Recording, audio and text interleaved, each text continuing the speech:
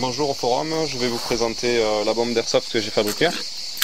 Donc je l'ai assemblée à l'intérieur d'un boîtier métallique qui servait à contenir des munitions.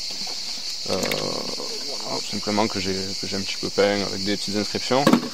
Donc en fait ici vous avez le panneau de contrôle de la bombe avec un contacteur à clé qui permet de l'activer ou de la désactiver à l'aide de cette clé. Et ici vous avez donc des modes de jeu, donc 5 minutes, 10 minutes, 15 minutes de retardement. Un mode mine en fait sur la détection de choc et une mine télécommandée à l'aide de cette petite télécommande. Donc pour activer la bombe simplement je viens mettre la clé et je tourne. Ici vous voyez que la temporisation donc est sur 5 minutes, donc on va laisser ça pour vous montrer, faire la démonstration. Au bout d'une dizaine de secondes le mode de jeu est validé. Voilà, donc vous pouvez voir ici là, le voyant qui clignote, qui signifie que la bombe est en train de décompter donc les 5 minutes. Bon, on va pas attendre les 5 minutes pour la faire sonner. Simplement, l'équipe adverse, en fait, pour la désamorcer, doit appuyer sur ce bouton et le maintenir pendant 15 secondes. Ici, vous pouvez voir donc un petit chéniard qui décompte. Si jamais l'équipe relâche, elle se remet à décompter.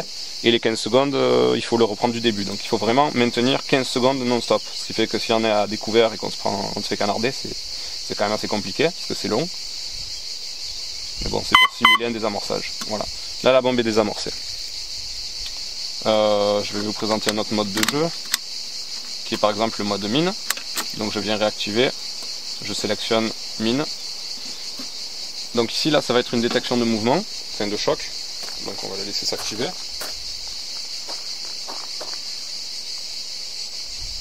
Donc dès que le voyant rouge va s'allumer, cela signifiera que la bombe est donc activée, fait un mode de détection de choc.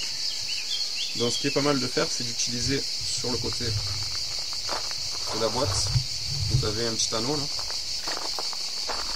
Donc généralement ce que je fais, c'est que j'attache en fait un fil de pêche ici et je viens le tendre sur par exemple le tronc d'un arbre qui se trouve 5-6 mètres plus loin, donc bien tendu et assez bas du sol. Ce qui fait que si un adversaire ne le voit pas le fil et qu'il se prend dedans, il va faire bouger la bombe comme ceci et ça va la déclencher. Il est éliminé. Voilà, donc au bout de 5 secondes, la sonnerie s'arrête toute seule.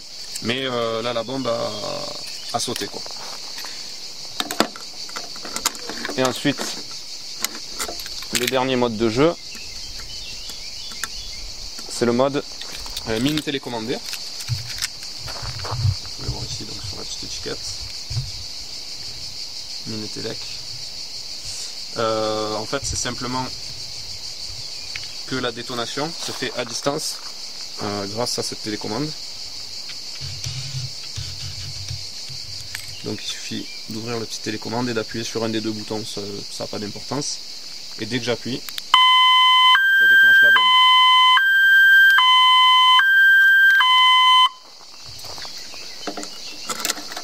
Voilà. Donc il faut savoir que cette télécommande a une portée d'une trentaine de mètres à peu près, donc c'est quand même pas mal.